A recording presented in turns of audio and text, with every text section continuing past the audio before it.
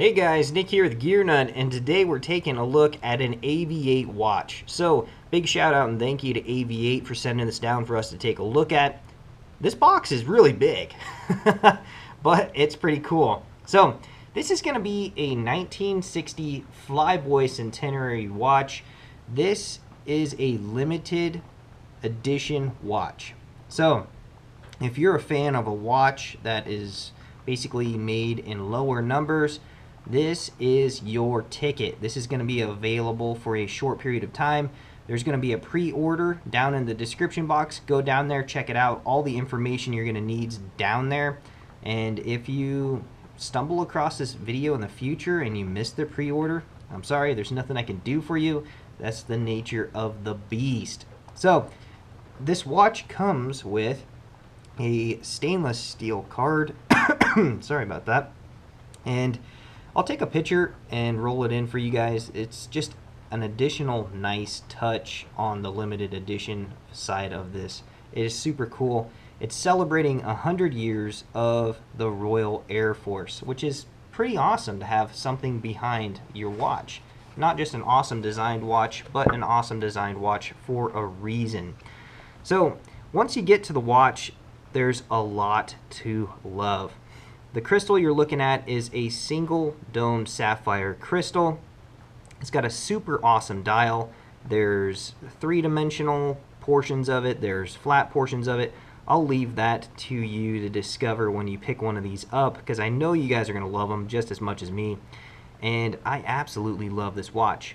It's got Super Luminova lume on there, so it's going to glow. And I'll roll in a screenshot of that as well so you guys can get an idea of what's loomed and what's not. I really love this watch. So let's go over the dimensions of this, because it's very well sized. You know, I mean, it's like streamlined in the middle sizing for me. I really like it a lot. You know, the dimensions of the case is going to be 42 millimeters across. It's going to be 48 millimeters lug to lug, and it's going to be 13 millimeters on the thickness because of that single dome crystal.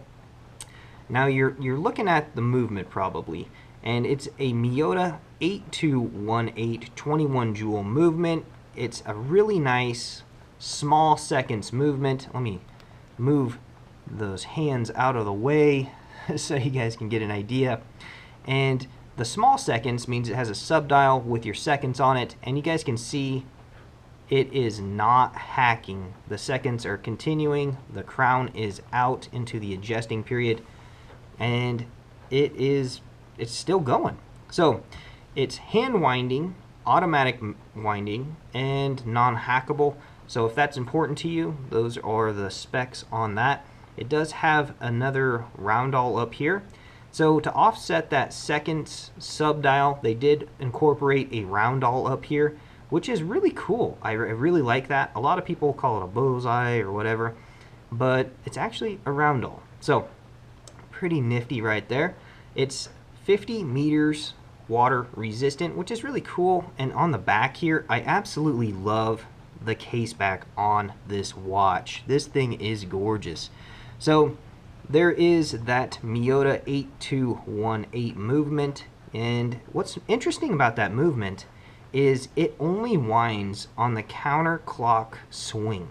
So let me see if I can get this thing. It free spins clockwise and only winds on counterclockwise. It's pretty cool. So let me see if I can move that out. There is an AVI-8 back here in the center. I don't know if you guys can see that as well, but it is a sharp looking watch. The strap width on here is definitely a 22 millimeter strap. The strap's a thick leather strap, and it's taken me quite a while to get this one broke in. I've been wearing it for a week and a half, and it's still on the break-in period. I'm probably going to switch it out and save it for another special occasion with my wife. I like to save leather straps for periods when I go out to dinner on special occasions. So I will be throwing this on a Blue Shark NATO strap. And if you're going to put this on a NATO strap or a Zulu strap, the spring bars down here are really close to the body of the watch. So just be careful on how thick a strap you're trying to put on here. I'm using original Blue Shark straps and they seem to work just fine, but some of those Alpha straps tend to be a little catchy, and they're pushing the limits of this watch. So AVI-8, I think you guys did a fantastic job. I love the loom on here. I love the little date at 3 o'clock. I love the way you designed the dial.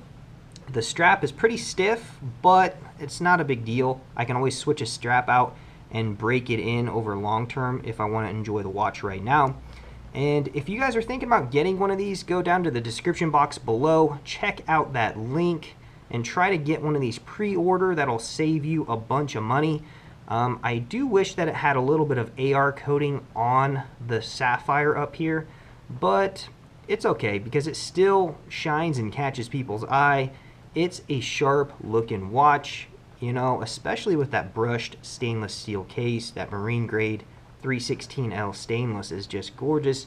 And when people are interested in watches, it's always nice to be able to take and show them the Expedition case back and talk about the movement, and it kind of blows their mind. They're really uncommon in the area that I live. So some things about this watch again: it is an automatic watch. It does have hand winding, and it is not a hacking watch. If somebody is asking you about that, it's not hackable, and it's proven to be a very, very nice piece to add to the collection. I love the design. So AVI-8, keep up the great work.